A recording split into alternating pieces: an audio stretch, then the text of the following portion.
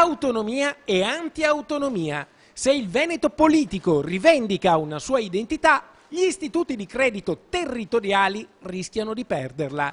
La rivoluzione è servita. La legge 49 del 2016 punta a riformare le banche di credito cooperativo. Cosa cambia? Beh, praticamente tutto. Oggi le banche di credito cooperativo sono dei centri di autonomia locale. Per beneficiare di prodotti e servizi si associano a delle strutture di categoria che gli forniscono i propri sistemi informativi, ma la gestione resta alle banche di credito cooperativo che operano in base alle esigenze locali.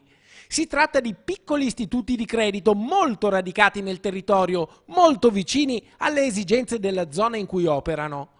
Per effetto della riforma, però, la situazione si ribalta e le strutture di categoria che si limitavano a supportare i servizi e a fornire i sistemi informativi potranno diventare capigruppo bancari, società per azioni con un ingente capitale sociale.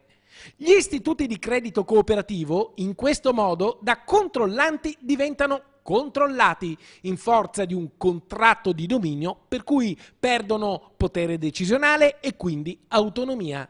La gestione verrà trasferita alla capogruppo che stabilirà le strategie, mentre le singole banche di credito cooperativo, invece di ideare i servizi e i prodotti in base alle esigenze del territorio, si limiteranno a venderli come fossero semplici filiali.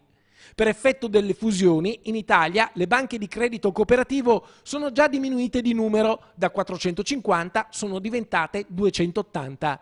Ora però nel Vicentino, che ha già perso la BPV come banca di riferimento del territorio, anche gli istituti di credito cooperativo rischiano di smarrire il loro spirito locale, il rapporto umano e personale con i risparmiatori. Dunque è meglio che il governo rifletta, rinviando l'entrata in vigore degli effetti della legge per avere il tempo di valutare una maggiore libertà delle singole banche rispetto alle capogruppo, che si ragioni su come garantire le esigenze locali. Anche questa è autonomia.